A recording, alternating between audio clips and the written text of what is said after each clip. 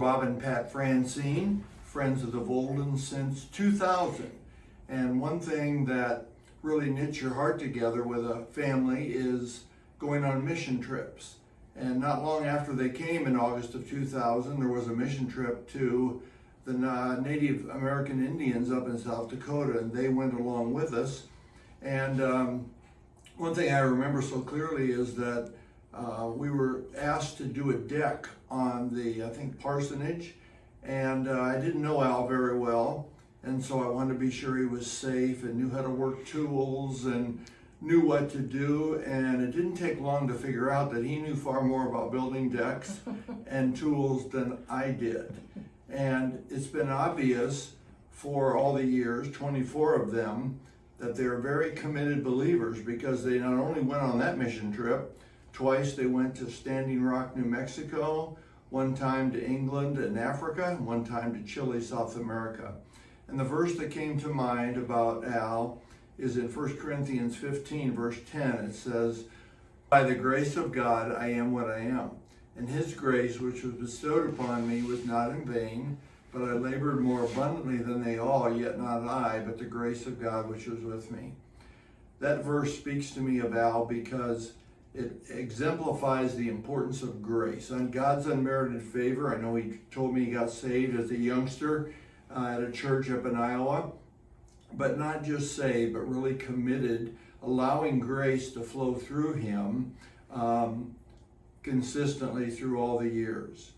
Second thing it says is that Paul didn't say he got grace and sat around. He accepted the grace that God gave and used it by laboring abundantly, diligently. And that's what I saw in Al Volden throughout. If we were to have a work day here at Eagle Heights, he was here, just ministered in so many, many ways. So I'm grateful for a man who exemplified walking in the Spirit, trusting God's grace, and laboring diligently. And then I thought about all the missions trips as well that they've gone on, and he always came into whatever situation it was and said, sure, we can do that. No matter what it was, he may have the right tools or he may not have the right tools, but he always said, sure, we can do that. And then as hard as he always worked, he always played hard. And I remember when we were in the airport in Dallas on our way down to Chile, he decided to teach us all how to play scratch. We played scratch every place we went. Every time we went on a trip, he would have his scratch game with him and we would all play scratch. He would teach every group that went on a trip how to play scratch, and we did it. And then he played golf. He had a great golf game too. And Bob and him played golf a lot, and on the days when it was within our comfort zone, Lisa and I would go out and ride in the car and watch them play golf. But then of course on the 100-degree days, he would say, oh no, it's not that hot.